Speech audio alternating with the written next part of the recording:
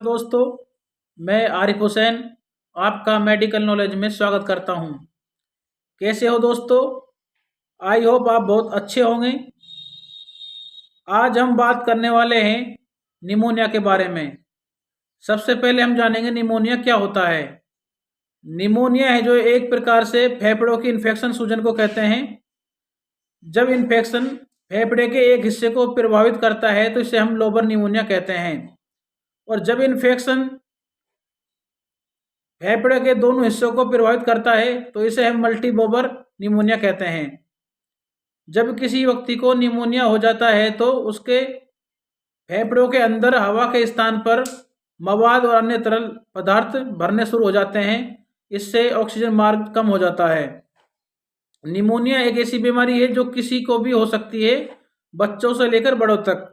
लेकिन ज़्यादातर इससे प्रभावित जो होते हैं 2 साल से जो कम के बच्चे होते हैं और जो बुजुर्ग होते हैं 60 साल से जिनकी ऊपर उम्र होती है उनको ही ज़्यादा प्रभावित करती है। इसके अलावा यदि कोई पेशेंट पहले से अन्य गंभीर बीमारियों से जूझ रहा है तो उसको भी निमोनिया की होने की संभावना बहुत ज़्यादा हो जाती है। अब हम जानेंगे निमोनिया के कारण कि निमोनिया किन किन कारणों से होता है। पहला जो कारण है वो है, जो मेन कारण होता है, स्ट्रेप्टोकोकस नामक जो बैक्टीरिया होता है, जीवाणु, उसकी वजह से निमोनिया हमको परेशान करता है।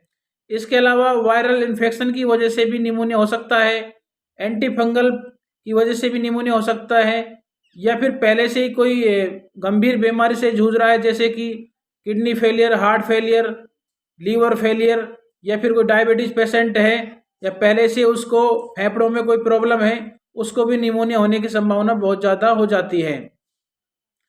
अब हम जानेंगे इसके लक्षण।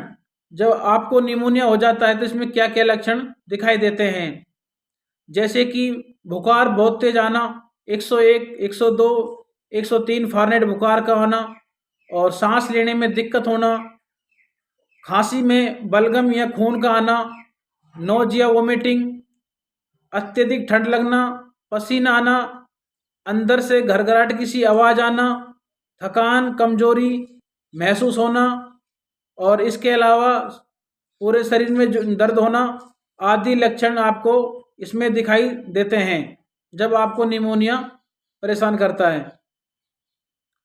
अब हम बात करते हैं इसके डायग्नोसिस के बारे में कि कौन कौन से टेस्ट के द्वारा हम ये पता लगा सकते हैं कि आपको निमोनिया है या नहीं है। जैसे कि सीबीसी, जिसको आप कंप्लीट ब्लड सेल्स बोलते हैं, इसमें हमको डब्ल्यूबीसी के कारण ये पता लग जाता है कि हमको इन्फेक्शन का कितनी समस्या है।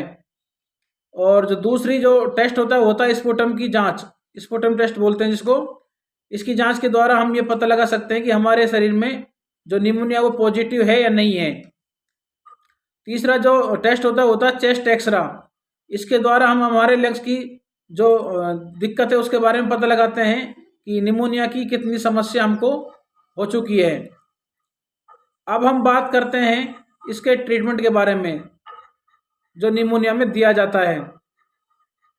सबसे पहले हम बात करते हैं एंटीबायोटिक इंजेक्शन के बारे में जो निमोनिया में यूज किए जाते हैं, जैसे कि ceftriaxone injection, cefotaxime injection, amoxicillin potassium clavulanate injection, gentamicin injection, amikacin injection. इन पांचों इंजेक्शन में से आप कोई भी एक इंजेक्शन यूज कर सकते हैं। और यदि कंडीशन सीवियर है तो आप सेफ्ट्राजोन और अमीकासिन दोनों यूज कर सकते हैं, या फिर आप सेफ्ट्राजोन या जेंटामाइसिन दोनों को यूज कर सकते हैं। अब हम बात करते हैं सिम्टोमेटिक जो लक्षण आपको दिखाई देते हैं उनमें क्या ट्रीटमेंट दिया जाता है निमोनिया में। जैसे कि बुखार आ रहा है तो बुखार में आप पैरासीटामोल 650 टैबलेट है उसको आप दे सकते हैं एसओएस में, जैसे कि डोलो 650, कालपोल 650, पेसिमोल 650। यदि खांसी लगातार परेशान कर रही है, सूखी खांसी है, तो आप डेक्सामेथोर्पन, क्लोरोफेनेरमाइन जो कॉम्बिनेशन के कफ सिरप होती है उसको यूज कर सकते हैं। या फिर बलगम वाली खांसी है तो आप इसमें ट्रबुटालाइन, गुआफेंसिन, ब्रोमेक्साजिन जो कॉम्बिनेशन की कफ सिरप आती है उसको यूज कर सकते हैं। इसके अलावा यदि सीवियर कंडीशन है तो आप 5 से 7 दिन तक स्टेरॉइड टैबलेट का इस्तेमाल कर सकते हैं, जैसे प्रेडनिसोलोन।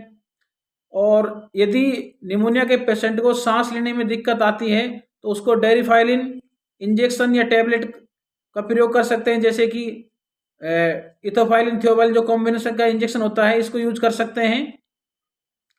और यदि कंडीशन ज़्यादा सीवियर हो जाती है तो हॉस्पिटलाइज भी होना पड़ता है, और हॉस्पिटलाइज होने के बाद में सांस लेने में दिक्कत के कारण उसको ऑक्सीजन भी लगाई जा सकती है। तो दोस्तों, हमारी जो वीडियो बनाने का उद्देश्य होता है वो आपको नॉलेज के लिए होता है, ना कि अपने खुद के मन से ट्रीटमेंट के लिए। जो हमने आपको निमोनिया में ये ट्रीटमेंट जो बताया है, ये हमने आपको नॉलेज के लिए बताया है। यदि आपको ये समस्या हो रही है तो आप अपने डॉक्टर की सलाह के अनुसार ही ट्रीटमेंट लें, ना कि खुद के मन से। और दोस्तों, आप हमारी वीडियो को पूरा देखें तभी आपको समझ आएगी। और यदि हमारी वीडियो आपको अच्छी लगे, लाइक करें, शेयर करें, कमेंट करें, और चैनल पे पहली बार आए हैं तो चैनल को सब्सक्राइब करना ना भूलें।